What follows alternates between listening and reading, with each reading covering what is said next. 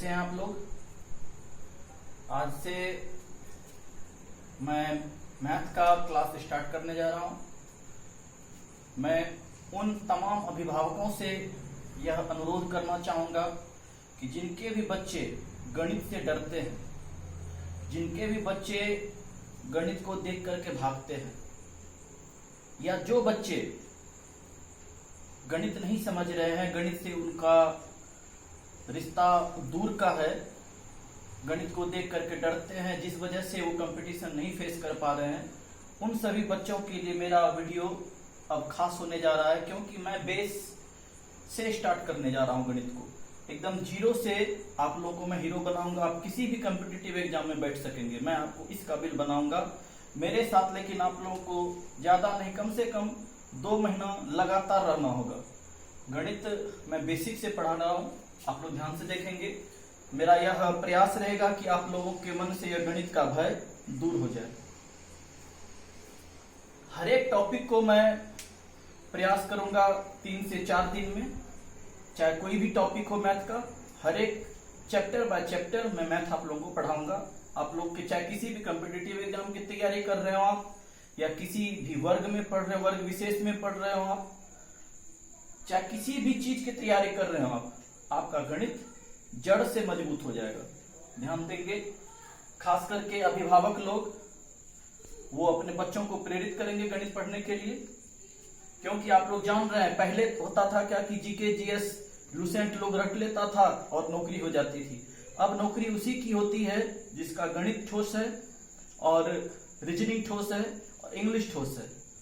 तो मैं यहाँ आप लोगों को गणित और रीजनिंग दोनों ही पढ़ाऊंगा, लेकिन सीरियल बाय सीरियल देखेंगे आप लोग। मैं सबसे पहले स्टार्ट करने जा रहा हूं संख्या पद्धति।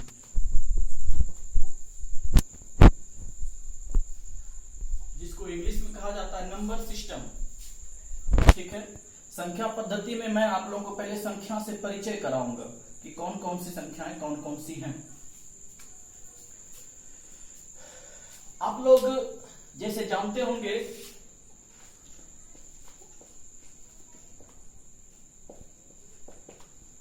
प्राकृत संख्या कुछ बच्चों को याद भी होगा, या कुछ बच्चे नहीं भी जान रहे होंगे। देखिए, ये रटने वाला चीज नहीं है। मैं संख्या पद्धति जो आप लोगों को पढ़ाऊंगा एकदम दिमाग में उतार दूंगा, ध्यान से सुनिएगा। प्राकृत संख्या, प्राकृत या प्राकृतिक भी कह सकते हैं, जिसको नेचुरल नंबर इंग्लिश में कहा जाता है। इसको नेचुरल नंबर क्या हो गया? नेचुरल। एकदम साधारण तौर पर हम किसी के पास जाते हैं, किसी भी छोटे बच्चे को देखते हैं तो उसको बोलते हैं, बाबू गिनती आती है तुमको? वो बोलता है हाँ आती है। तो सुनाओ गिनती। वो 1 से 100 तक गिनती कर देता है। तो वही केवल 1 से 100 तक प्राकृत संख्या नहीं है, 1 से 100 के बाद भी प्राकृत संख्या 101, 102, 103, 201, 205, 1001, 1002, 5001, 5002, 1 लाख, 2 लाख, यानी क्या 1 से लेकर के अनंत तक की सारी संख्या, जब तक वो बच्चा गिन पाएगा तब तक की संख्या प्राकृत, नेचुरल नंबर होगा। यानी क्या उसको कह सकते हैं आप लोग, गिनती की सभी संख्या।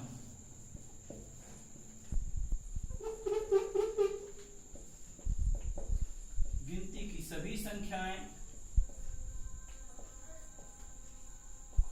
प्राकृत संख्या कहलाती है।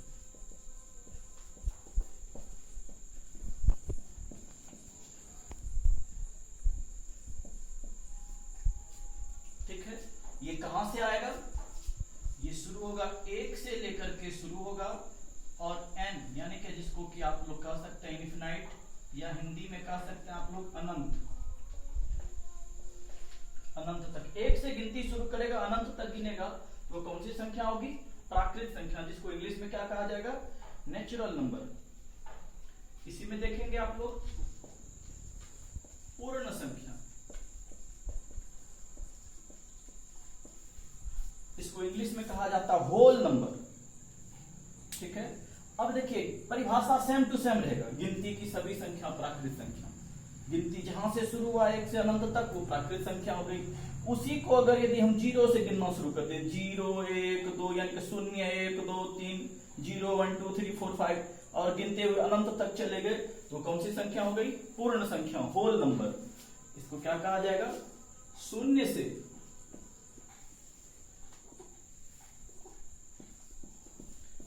से शुरू होने वाली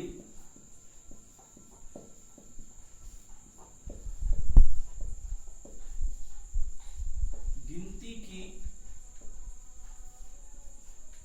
सभी संख्याएं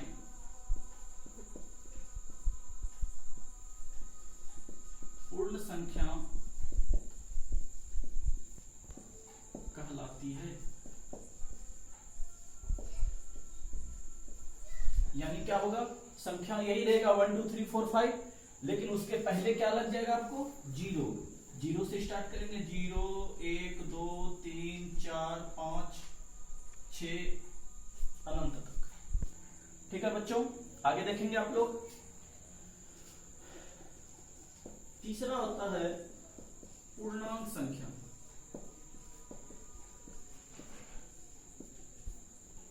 पूर्णांक संख्या इसको कहा जाता है इंटीजर नंबर। क्या कहा जाता है? Integer number. इंटीजर नंबर को क्या कहें, कैसे समझेंगे? देखिए, एक बार मैं थोड़ा सा नंबर सिस्टम को आप लोग को समझा देता हूं। ध्यान देंगे, यहां पर मेरी रेखा पर ध्यान देंगे। जैसे ये लाइन, ये अभी रेखा है और कुछ नहीं, ये रेखा है। इसी रेखा पर जब संख्या दर्शाया चला जाएगा तो उसको संख्या रेखा कहा जाएगा। ठीक है, ये रेखा है, इस रेखा पर जब हम नंबर को सेट कर देंगे इसको क्या कहेंगे? संख्या रेखा। ठीक है, संख्या रेखा के लिए क्या किया जाएगा? बीच में आप लिख देंगे, मान लीजिए 0। क्या लिख देंगे? 0। अब ध्यान दीजिएगा, मान लीजिए यहां पर कोई आदमी खड़ा है।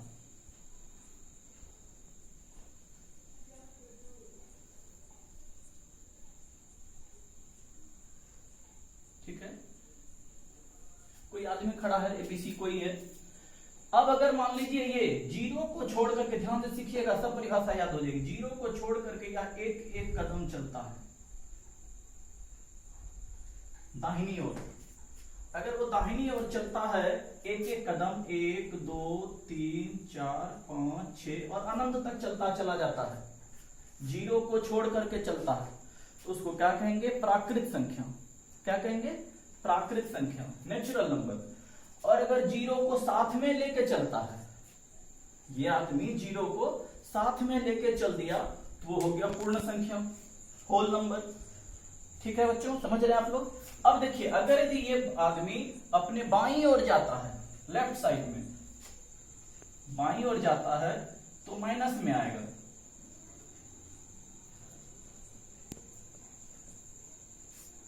ठीक है, इसको कहा जाएगा ऋणात्मक संख्या। ठीक है, फिर से सुनिए, मैं एक बार और बता दूं। दाहिनी ओर चलेगा, बाईं ओर चलेगा। आप लोग सोचिए, आपके ज्यादातर 90% लोगों के दाहिने हाथ में बल रहता है। ठीक है, अब बाएं हाथ में कम ताकत रहता है, तो जिसमें अधिक ताकत है तो उसको कहा जाएगा धन, और इसको क्या कहा जाएगा? ऋण। कमजोर है यह हाथ, तो यानी कि दाहिनी ओर चलेगा तो उसको कहा जाएगा धनात्मक संख्या, बाईं ओर चलेगा ऋणात्मक संख्या। ठीक है, इसको कहा जाएगा क्या? धनात्मक को इंग्लिश में कहा जाता है पॉजिटिव। पॉजिटिव नंबर इधर 1 2 3 4, देख लीजिए इसमें कोई साइन नहीं, कोई चिन्ह नहीं है, कोई चिन्ह नहीं है तो उसको धनात्मक कहा जाएगा। प्लस छिपा हुआ है सब में, ये धनात्मक संख्या हो गया। और बाईं ओर चलेगा, इसमें देख लीजिए सब में माइनस लग जाएगा, इसको क्या कहा जाएगा? ऋणात्मक संख्या, या इसको इंग्लिश में क्या कहा जाएगा? Negative number. निगेटिव, ये निगेटिव नंबर हो गया, ये पॉजिटिव नंबर हो गया। ये धनात्मक संख्या, ये ऋणात्मक संख्या। और इसी को क्या कहा जाएगा? गिनती कर लिए 1 2 3 4 5 6 7 8 9 10 11 12, वो हो गया क्या? हमको प्राकृत संख्या। 0 से लेकर के गिनती कर लिए। ठीक है, तो 0 को लेकर के गिनती कर लिए तो हो गया पूर्ण संख्या, होल नंबर। अब बात हो रही थी पूर्णांक संख्या की, सुनिएगा। पूर्णांक संख्या में क्या होता है कि ये जो धनात्मक संख्या है और ये जो ऋणात्मक संख्या है, ये धनात्मक संख्या और ये ऋणात्मक संख्या, धनात्मक संख्या और ऋणात्मक संख्याओं का समूह, ठीक है, वो पूर्णांक संख्या कहलाएगा। और शब्दों से ही पता चल रहा है ये क्या है? पूर्ण अंक है। ठीक है, उसमें 0 भी आ जाएगा। ये जितनी भी संख्याएं आपको दिख रही है ये सारे के सारे पूर्णांक संख्या, उसमें जीरो भी सम्मिलित है। जीरो, लेकिन ये है ना जीरो धनात्मक संख्या है ना ऋणात्मक है, शून्य नियतांक है, कांस्टेंट राशि। शून्य को कोई फर्क नहीं है कि वो धनात्मक और ऋणात्मक, उसको आप जीरो को ना प्लस में लिख सकते हैं ना माइनस में लिख सकते हैं। जीरो ना प्लस है ना माइनस है, वो कांस्टेंट राशि है। ये देखिए फिर से समझ लीजिए, दाहिनी ओर गिनती शुरू कर दिए धनात्मक संख्या, बाईं ओर गिनती कर दिए शुरू ऋणात्मक संख्या। इंग्लिश में इसको पॉजिटिव नंबर, इसको नेगेटिव नंबर। जीरो को छोड़ के काउंट किए, ठीक है, जीरो को अगर छोड़ दिया मैंने, उसको काउंट किए तो वो क्या हो गया हमारा नेचुरल नंबर, प्राकृत संख्या। जीरो को साथ में ले लिया तो होल नंबर हो गया। अब सुनिए, अगर ये सारी संख्याओं को हमने एक साथ कलेक्ट कर लिया, यानी क्या धनात्मक संख्या और ऋणात्मक संख्या, साथ में जीरो को भी, ठीक है, तो वो हो गया हमारा पूर्णांक संख्या। यानी धनात्मक संख्या और ऋणात्मक संख्याओं के समूह को पूर्णांक संख्या कहते हैं। या धनात्मक यानी, या ऐसे भी कर सकते हैं आप, प्राकृत संख्याओं के समूह में अगर हम ऋणात्मक संख्याओं को भी अगर ले लेते हैं तो हम उसको क्या कहेंगे, पूर्णांक संख्या। यानी कि इसको कैसे लिखेंगे आप, धनात्मक संख्या एवं ऋणात्मक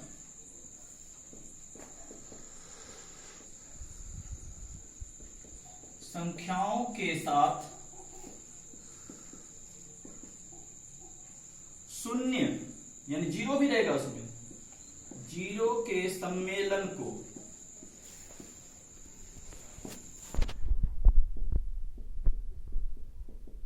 पूर्णांक संख्या कहते हैं।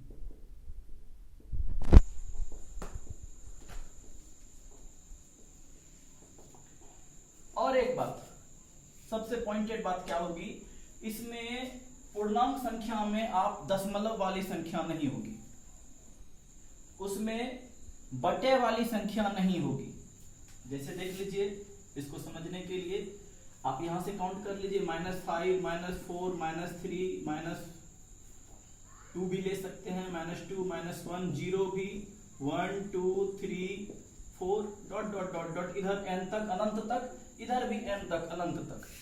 लेकिन आपको अगर प्रश्न में परीक्षा में आ गया, ऐसे हर एग्जाम में आता है कि निम्न में से कौन सी संख्या पूर्णांक संख्या है, वहां पर आपको मान लीजिए 4 ऑप्शन में है। पहला ऑप्शन या मान लीजिए ए ऑप्शन में आपको मान लीजिए है 15, ठीक है, इसमें है मान लीजिए 3/5, सी में है 3.5, डी में आपको दे दिया नन या दे दिया ऑल। आप यहां पर कंफ्यूजन में पड़ जाएंगे, भाई कौन है पूर्णांक संख्या।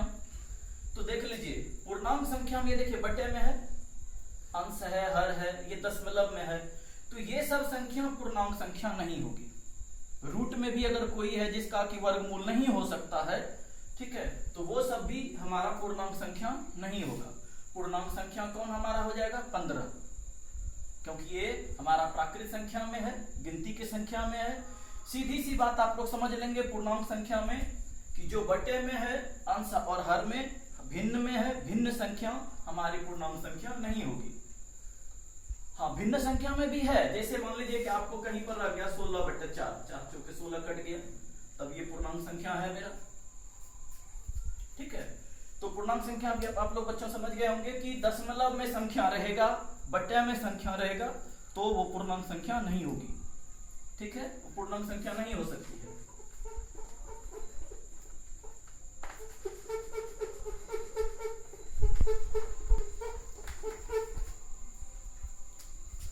अब देखेंगे आप लोग चौथा, परिमेय संख्या।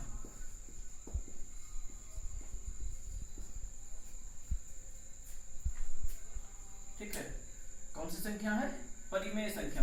इसको इंग्लिश में कहा जाता है रेशनल नंबर, ठीक है।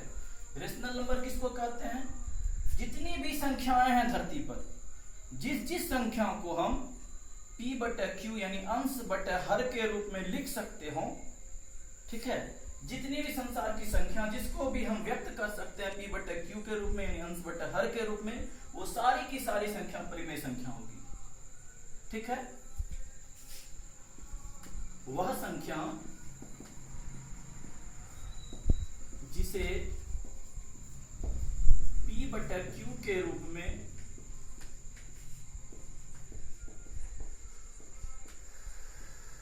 लिखा जा सके उसे परिमेय संख्या कहते हैं।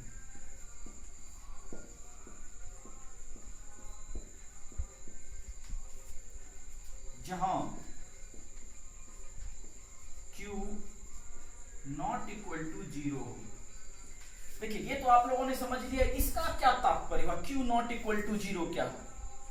आपको परिभाषा आप लोग जब सर्च करेंगे कहीं पर भी पढ़ेंगे तो आपको यही परिभाषा देखने को मिलेगा, लेकिन वहां पर लिखा रहेगा q नॉट इक्वल टू 0। इसका क्या तात्पर्य मैं समझाता हूं। p बटे q के रूप में, जैसे मान लीजिए मैंने लिख लिया 3 बटे 5 p बटे q हो गया, मैंने लिख लिया 7 बटे 3 p बटे q हो गया।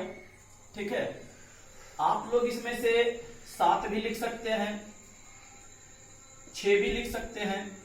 कहिए कि सर इसमें 7 और 6 लिखे, इसमें p बटे q कहाँ है। p बटे q है बच्चों जहां जिसके नीचे कोई संख्या नहीं होती, आप लोगों को पता है उसके नीचे 1 रहता है, 1 रहता है। तो अगर 1 है नीचे में तो ये हो गया ना p बटे q, p बटे q। तो ये सारी की सारी संख्या हमारा परिमेय संख्या है। मैं इसको नीचे करके समझा देता हूं आप लोगों को। जैसे देखिए 3 बटे 5 मैंने लिखा, 7 बटे 2 लिख दिया, ये सब बटे में है, p बटे q है, ये हमारा परिमेय संख्या है। 2 है, 3 है, 4 है, ये सब परिमेय संख्या है। ठीक है, आप कहेंगे कि दशमलव वाली भी संख्या परिमेय संख्या है। जैसे मैंने लिख दिया 3.5, इसका आप दशमलव उड़ाएंगे, नीचे में कितना 1 अंक के बाद दशमलव है, तो 1 अंक के बाद दशमलव है तो 1 0 नीचे आ जाएगा, ये भी p बटे q के रूप में हो गया, ये भी परिमेय संख्या है। ठीक है,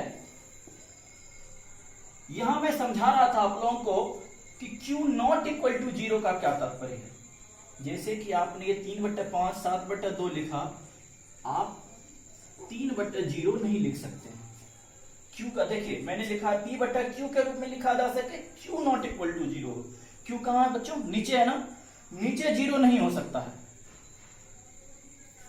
3 बटे 0 नहीं हो सकता है, 1 बटे 0 नहीं हो सकता है, 6 बटे 0 नहीं, और एक और तो 0 बटे 0 भी नहीं हो सकता है।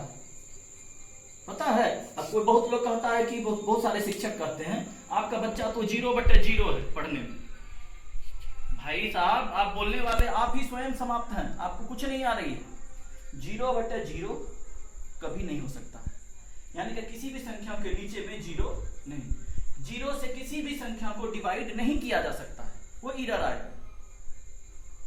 आप लोगों के पास कैलकुलेटर होगा, मोबाइल फोन सबके पास है, एंड्रॉइड फोन। अभी आप लोग किसी भी संख्या 3 लिख दीजिए, 1 लिख दीजिए, डिवाइडेड बाय 0 करिए, आपको तुरंत एरर आ जाएगा, ई का साइन। तो यानी क्या हम 0 बाय 0 भी नहीं हो सकता है, एरर हो जाएगा। इसीलिए कहा जाता है कि q नॉट इक्वल टू 0 हो। जहां तक मुझे लगता है बच्चों आप लोग समझ गए होंगे परिमेय संख्या को। वो सारी संख्या जिसे हम किसके रूप में p बटे q के रूप में लिख सकते हैं, वो सारी की सारी संख्या कैसी है, परिमेय संख्या। जैसे आप लोग देख लें एक बार फिर, जैसे में सारी धरती पर की सारी प्राकृत संख्या, सभी प्राकृत संख्या, सभी प्राकृत संख्या कौन सी संख्या होगी, परिमेय संख्या। ऐसा बहुत ही इंपॉर्टेंट क्वेश्चन है। सभी प्राकृत संख्या क्या होगी, परिमेय संख्या। और दूसरा देखेंगे, सभी पूर्ण संख्या, सभी पूर्ण संख्या क्या होगी, परिमेय संख्या होगी। तीसरा, सभी पूर्णांक संख्या, यानी क्या सारी प्राकृत संख्या पूर्ण परिमेय संख्या है, सभी पूर्ण संख्या परिमेय संख्या, और सभी पूर्णांक संख्या भी क्या है, परिमेय संख्या। ठीक है, प्राकृत संख्या आपको पता ही है 1 2 3 4। पूर्ण संख्या पता ही है आपको 0 1 2 3 4। पर पूर्णांक संख्या आपको पता ही है, माइनस से ले लीजिए, -3 -2 -1 0 1 2 3 डॉट डॉट डॉट अनंत तक। ये सारे की सारी संख्या कैसी हो गई? परिमेय। परिमेय संख्या में एक और संख्या रूट में, जैसे देख लीजिए √4 √9 √16 √25, यानी कि जिसका भी वर्गमूल हो सके, वर्गमूल होने के बाद पूरा पूरा अंक आ जाए, वो भी परिमेय संख्या है। जैसे 4 का वर्गमूल 2 होता है, 9 का वर्गमूल 3 होता है, 16 का वर्गमूल 4 होता है, 25 का वर्गमूल 5 होता है, 5 25 4 चौके 16 3 तिया 9। ये सारे की सारी संख्या परिमेय संख्या है। अब देखेंगे अगला बच्चों, अपरिमेय संख्या।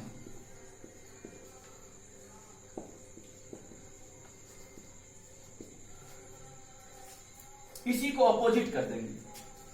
ठीक है, वह संख्या जिसे P/Q के रूप में लिखा जा सके उसे परिमेय संख्या कहते हैं। लेकिन अगर क्या कह देंगे, वह संख्या जिसे P/Q के रूप में नहीं लिखा जा सके किसी भी तरह से, वह सारी की सारी संख्या कैसी हो जाएगी? अपरिमेय संख्या।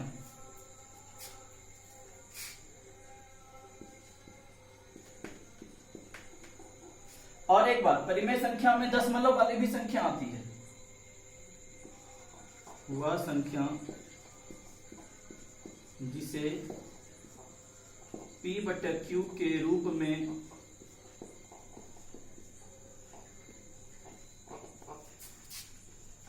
नहीं लिखा जा सके उसे अपरिमेय संख्या कहते हैं।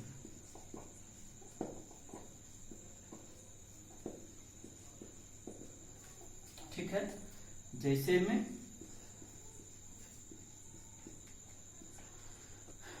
लिख लेंगे रूट वाली संख्या, √2 √3 √5 √4। फिर नहीं, 4 को देख रहे हैं आप लोग, मैंने किस में रखा है? परिमेय संख्या में। √5 √6 √7 √8। 8 का भी वर्गमूल नहीं होता है, यानी क्या इस सब प्रकार की संख्या जो है वो कैसी संख्या हो जाएगी? अपरिमेय संख्या। और भी एक प्रकार की संख्या जो अपरिमेय होती है, जैसे मैंने लिखा है, मान लो 0.10 110 1110 एवं प्रकार से बढ़ती चली जाए।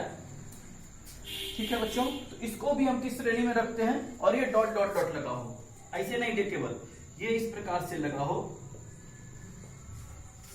इसको भी हम किस श्रेणी में रखते हैं? अपरिमेय संख्या। क्योंकि हम इसका पता ही नहीं, दशमलव उड़ाने के बाद कितना जीरो नीचे रखेंगे, क्योंकि डॉट डॉट डॉट लगा हुआ है। और ये देख रहे हैं कि बढ़ता चला जा रहा है, ये अनावर्ती है। चलिए अगला देखेंगे बच्चों,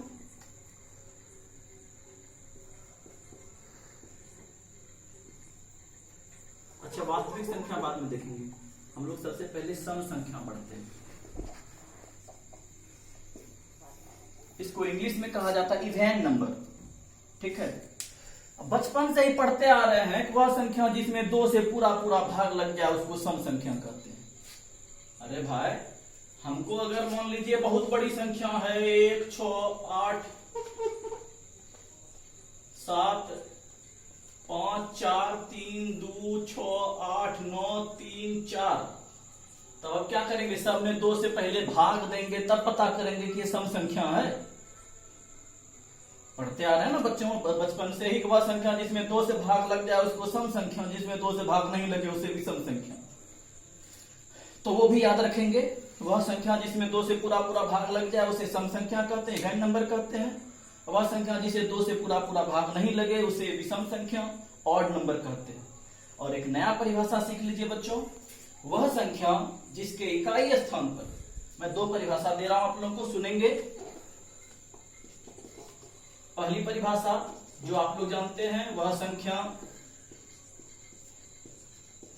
जिसमें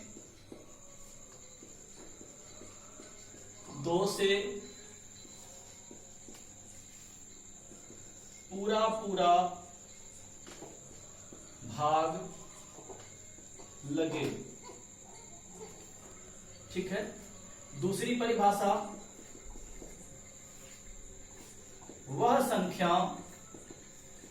एकदम देखिएगा, अगर आज पसंद आए तो आप लोग सब्सक्राइब करेंगे और लाइक करेंगे सभी। वह संख्या जिसके इकाई स्थान पर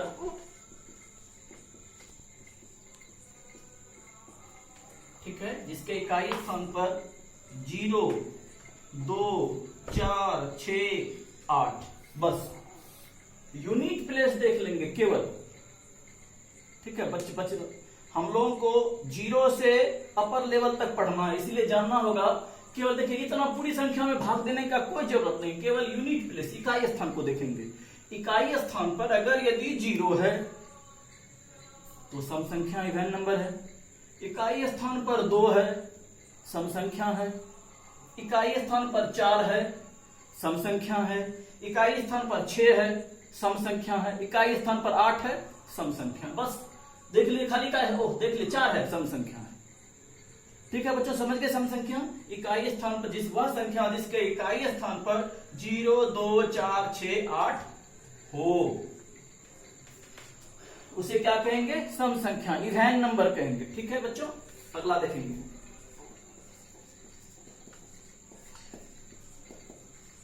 विषम संख्या, ऑड नंबर।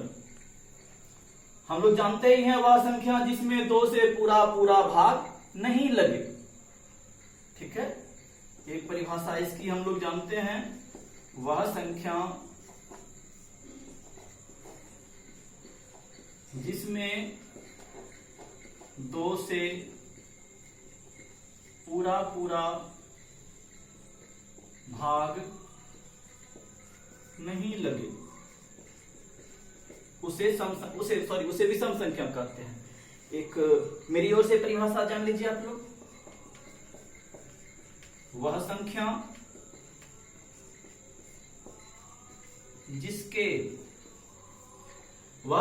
जिसके इकाई स्थान पर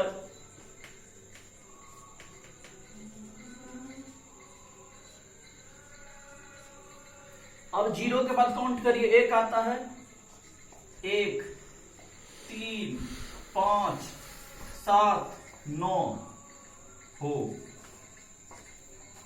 ठीक है, विषम संख्या किसको कहते हैं बच्चों?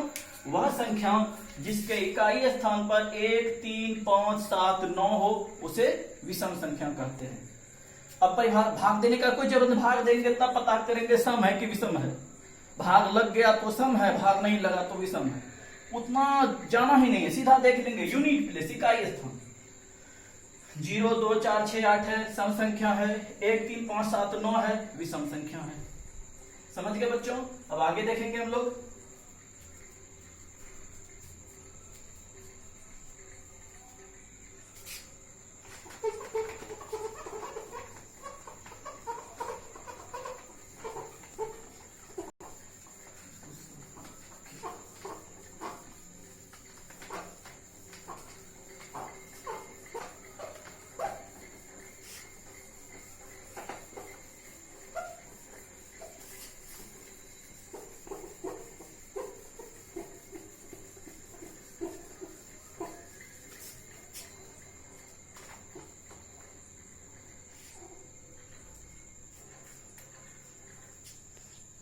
नंबर आता है वास्तविक संख्या।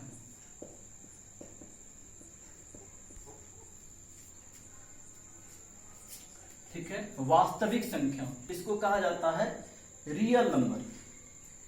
ठीक है, वो रियल नंबर क्या है? संख्या रेखा पर की सभी संख्या रेखा पर जितनी भी संख्या है उस पर परिमेय भी हो सकता है, उस पर अपरिमेय भी हो सकता है। यानी क्या, जितनी भी संख्या दिखती है ना, सारी संख्या वास्तविक संख्या, सब रियल नंबर है।